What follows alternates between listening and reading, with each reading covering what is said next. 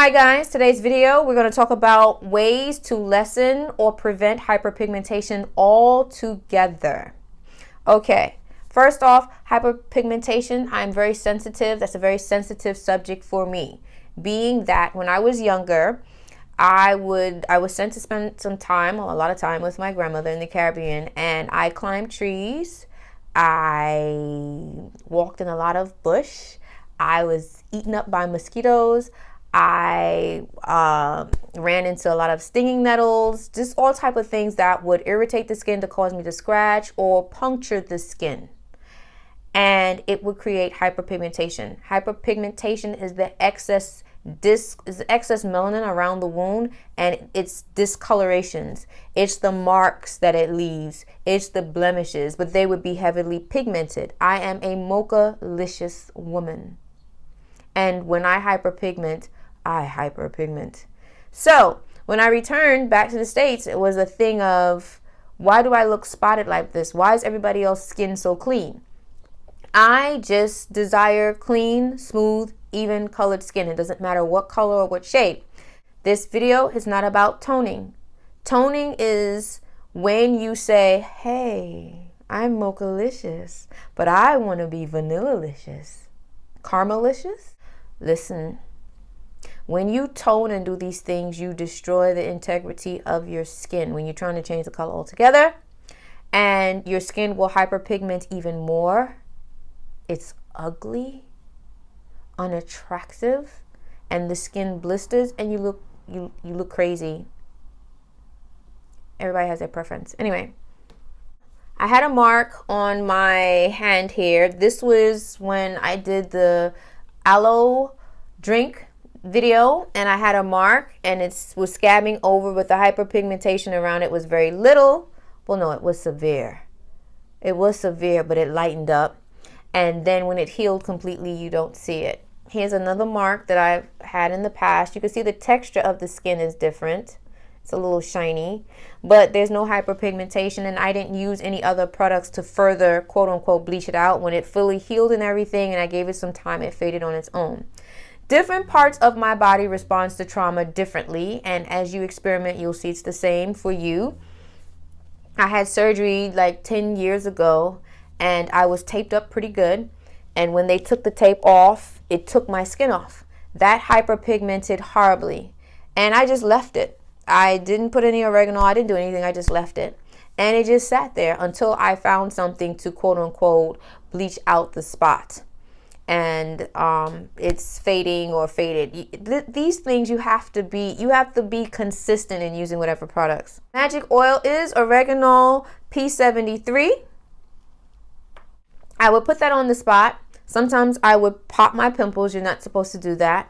And I don't want pus on my forehead. So I will pop my pimples. I will put the oregano on it, and then I would use another type of oil. Some people use this as a carrier oil. It's the emu oil. Emu. This bottle is hugely, it's old. I think I've had this bottle for like 8 years. Emu is expensive. Emu is very expensive. Emu is not a vegan product. If you're living a vegan holistic lifestyle, that's where you have a vegan diet, you do not wear animal products, you don't endorse animal products, you don't use animal products, that's not for you, because this is from the emu bird, which is a cousin of the ostrich. It is native to Australia, and the indigenous people there eat the meat.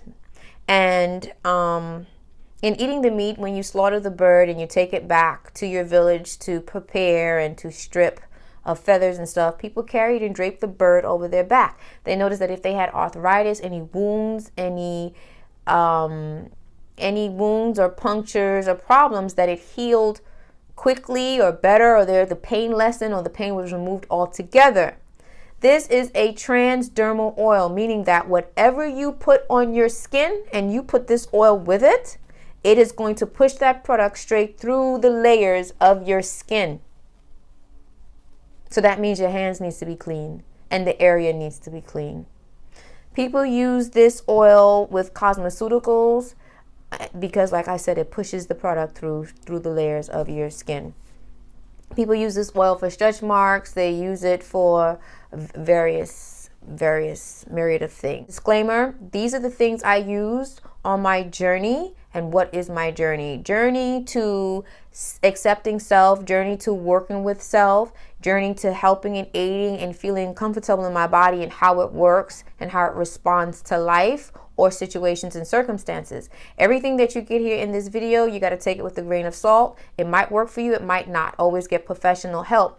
Understand that part of the things in your remedies will come from a doctor, and some of it will come from trial and error, from you experimenting and working on you and doing different things. Always do your due diligence, your research, and you're going to have to figure out ways and what works for you. That's with anything. That's with anything. As you'll come to learn with your body, different parts of your body heal differently and respond to trauma differently. I have some parts of my body, it gets injured and it just fades away beautifully without any help, any pushing, any just naturally beautiful. And then there's other parts of me where it'll just sit down there and just watch me. We're like, I'm not budging unless you do something. So then I have to go and do something in order to remove the spot. Some people use cocoa butter. Some people use olive oil as the wound is healing. But suppose you have spots and healed, then you have to revert. You have to move to plan B. TrustYourBeauty.com. I go into further detail of these products and how I used it. Remember to trust your beauty and own it. Peace.